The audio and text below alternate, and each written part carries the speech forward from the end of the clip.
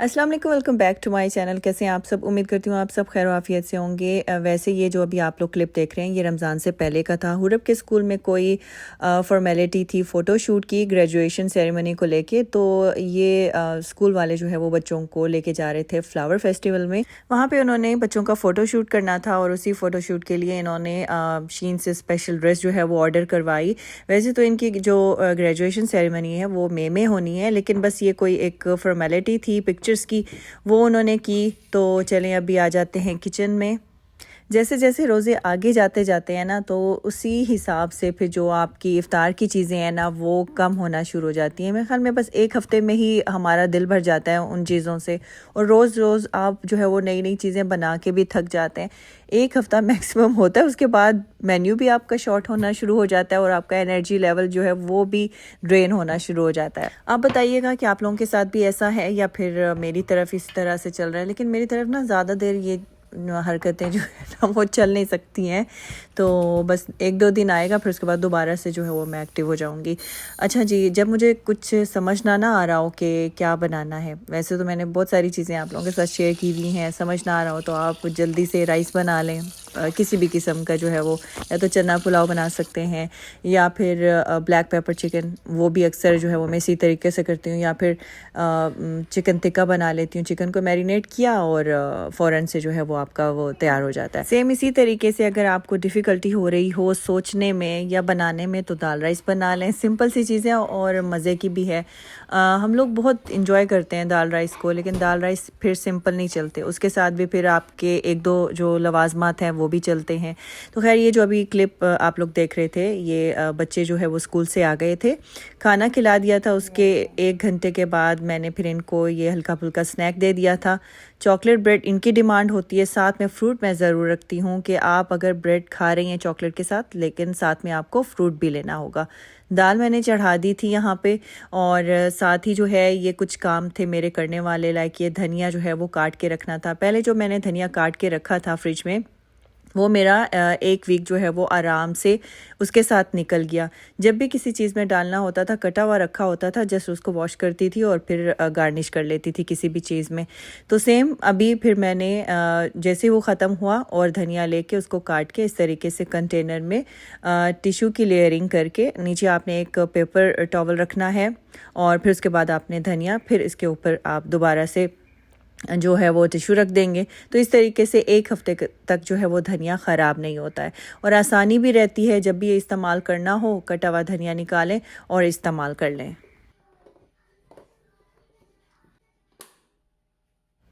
और अभी मैं बना रही हूँ टमाटर की चटनी। दाल राइस के साथ टमाटर की चटनी बड़ी अच्छी लगती है। टमाटर लिया है, सब्ज़ धनिया, सब्ज़ मिर्चें, और इसमें मैं ज़ीरा ऐड करूँगी, साथ ही साबुत लाल मिर्च भी ऐड कर दूँगी। नमक ऐड करके आप इसमें मज़ीद लेमन जूस भी ऐड कर सकते हैं। मैंने थोड़ा सा पानी इसमें शामिल किया था और इसको ब्लेंड कर लूँगी। वैसे तो रमज़ान से पहले मैंने चटनी क्यूब्स बना के रखे थे, लेकिन वो जो है वो सिर्फ ग्रीन चटनी के थे। लेकिन इसके साथ जो टमाटर की चटनी है वो बहुत अच्छी लगती है। अच्छा, कोशिश ज़रूर करूँगी कि इस सिंपल खाने को थोड़ा सा मतलब लेविश बनाने की कोशिश करूँ।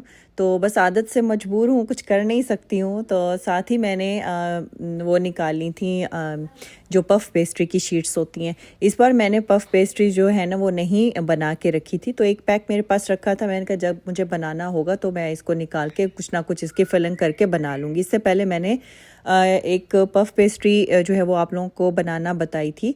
बहुत मज़े की वो बनती है। कीमा की वो पफ़ पेस्ट्रीज़ थी, बहुत मज़े की मैंने वो बनाई थी और उसको काफ़ी लोगों ने पसंद भी किया था। आई थिंक वो कोई रमज़ान प्रेप की वीडियो थी, उसमें मैंने आप लोगों के साथ रेसिपी शेयर की थी। लेकिन अभी मैं सिर्फ ये मिनी क्रॉसेंट्स बना रही हूँ। मैंने कहा चलें एक छोटा सा स्नैक बना लेते हैं बच्चों के लिए। बच्चों को कुछ ना कुछ थोड़ा सा चॉकलेट के साथ चाहिए होता है। आई डोंट नो, बच्चे बहुत ज़्यादा समटाइम्स जो है वो चॉकलेट लेते हैं। तो खैर मैंने इनको रोल कर लिया था इस तरीके से। और अच्छा, ये जब बनाते हैं ना तो ये क्यूट भी लगते हैं। मुझे ख़ुद को भी ये मिनी क्रॉसेंट्स जो है वो चाय के साथ खाना बड़ा अच्छा लगता है। तो इनको मैं आज जो है वो उसमें एयर फ्रायर में बेक करूँगी। वैसे नॉर्मली मैं इसको दूसरे ओवन में बेक कर रही होती हूँ। मैंने कहा जल्दी से बस इसमें बन जाएंगे। इसको एग में डिप करके अच्छे तरीके से फिर उसके बाद इसको बेक कर लेंगे। मैंने तकरीबन 15 to 18 मिनट्स में एयर फ्रायर में 180 डिग्रीज़ पे इनको बेक किया था। लेकिन मैं आप लोगों को मशवरा दूंगी कि एयर फ्रायर में इस तरह का जो हम लोग बटर पेपर यूज़ करते हैं, बेकिंग पेपर, वो ना यूज़ करें, क्योंकि मैंने जितनी मरतबा भी इस्तेमाल किया है तो जो भी हम चीज़ बेक कर रहे होते हैं ना, उसकी नीचे वाली लेयर जो है वो अच्छे तरीके से कुक नहीं होती। हाँ, एयर फ्रायर आपका ख़राब ज़रूर होता है अगर आप बटर पेपर इस्तेमाल नहीं करते हैं, लेकिन उसका ये ड्रॉबैक भी मैंने देखा, इसलिए मैंने ये डिसाइड किया है कि नेक्स्ट टाइम मैं ये पेपर नहीं यूज़ करूँगी, क्योंकि इस तरीके से फिर आपका जो टाइम है ना वो ज़्यादा कंज्यूम होता है, ज़्यादा देर लग जाती है इसको किसी भी चीज़ को बेक करने में। बस ये कि एयर फ्रायर को वॉश कर लिया जाए तो बस यही हो सकता है। अगर पेपर इस्तेमाल करते हैं तो वो ठीक तरीके से उसको नीचे से हीट नहीं मिलती है। मेरा तो ये एक्सपीरियंस है। अब मुझे नहीं पता कि आप लोग इसको एक्सपीरियंस कर चुके हैं, आपका एक्सपीरियंस कैसा है। बस दाल तैयार हो चुकी थी, अब मैं उसका तड़का तैयार कर लूँगी। मैंने कुछ ऑयल लिया है, थोड़ा सा उसमें मैंने देसी घी भी शामिल किया है, साथ ही अदरक लहसुन पेस्ट ऐड किया, टमाटर ऐड किया, ज़ीरा ऐड किया, थोड़ा सा हल्दी पाउडर, लाल मिर्च पाउडर और साबुत लाल मिर्च डाल के, थोड़ा सा नमक डाल के इसका तड़का तैयार कर लूँगी। तो साथ ही राइस भी बॉयल हो गए थे, सब चीज़ें एक साथ हो रही होती हैं। तो दाल भी अब तैयार हो गई है तड़के के साथ, और अब मैं इसको जो है वो धनिया से गार्निश कर रही हूँ। इसको एक तरफ रख देंगे तो दूसरी तरफ जो है वो मैं पकोड़े बनाऊँगी। मैंने पहले भी आप लोगों के साथ शेयर किया था, दाल राइस के साथ जो है वो पकोड़े बहुत अच्छे लगते हैं, बहुत ही बेस्ट कॉम्बिनेशन है। रमज़ान हो या ना हो, मैं दाल राइस के साथ पकोड़े ज़रूर बनाती हूँ। अब तो चूँकि रमज़ान था उसमें तो पकोड़े बनते ही बनते हैं, तो इसलिए भी जो है वो और ज़्यादा अच्छे लग रहे थे। ये आप देख सकते हैं कितने क्रिस्पी ये पकोड़े बन के तैयार हुए हैं।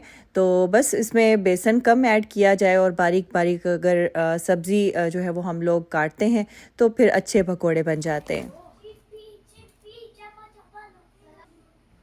बस इफ़्तार का टाइम करीब था और अभी मैं खाना यहाँ पे डिश आउट कर रही हूँ। आज हस्बैंड की आवाज़ें नहीं आ रही थी, वही मैं उनसे कह रही थी आज आपने आवाज़ें नहीं दी हैं, लगता है आपने मेरा व्लॉग देख लिया है। लेकिन खैर व्लॉग नहीं देखा था, तो मेरा जो खाना है ना आज वो ज़रा टाइमली तैयार हो गया था, ये रीज़न थी, वरना तो उनकी फिर आवाज़ें आना शुरू हो जाती हैं। तो अभी किसी भी चीज़ को हमने प्लेन रहने नहीं देना है। मैंने बॉयल्ड राइस के ऊपर थोड़ा सा धनिया गार्निश किया है, अभी मैं टेबल लगा दूँगी। और मुझे बहुत ज़्यादा खुशी होती है जब आप मुझे ये कहते हैं कि हम आपसे मोटिवेशन लेते हैं, आपसे इंस्पिरेशन लेते हैं।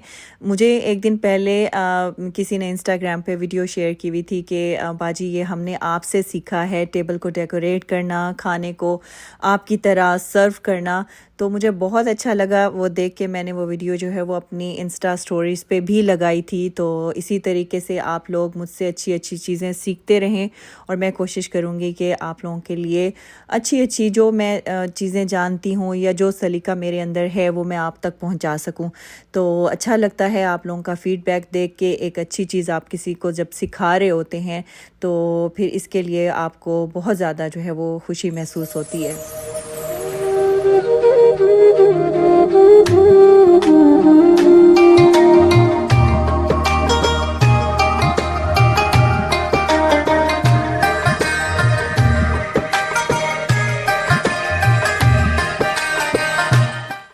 जैसे ही सभी इफ़्तार से फ़ारिग होते हैं तो मैं टेबल को क्लीन कर लेती हूँ, उसके बाद नमाज़ पढ़ती हूँ और फिर जो है नमाज़ पढ़ने के बाद सारे बर्तन धो के और फिर जाके कहीं आराम से बैठती हूँ। ऐसे नहीं बैठती कि अगर किचन में बर्तन पड़े हैं तो मैं आराम से जाके बैठ जाऊँ।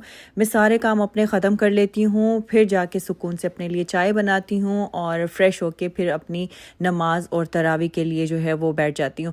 और फिर मैं कहती हूँ कि अब मुझे किसी ने तंग नहीं करना। तो इस तरह से मेरी रूटीन होती है। तो गाइस ये था आज का सिंपल व्लॉग। आई होप आज का व्लॉग आप लोगों को अच्छा लगा होगा और आपने चैनल को सब्सक्राइब ज़रूर करना है अगर अभी तक नहीं किया है। और इसके अलावा आपने मुझे और मेरी फैमिली को भी ज़रूर इस नेक महीने में दुआओं में याद रखना है। इंशाल्लाह ताला आप तो मेरी दुआओं में हैं ही।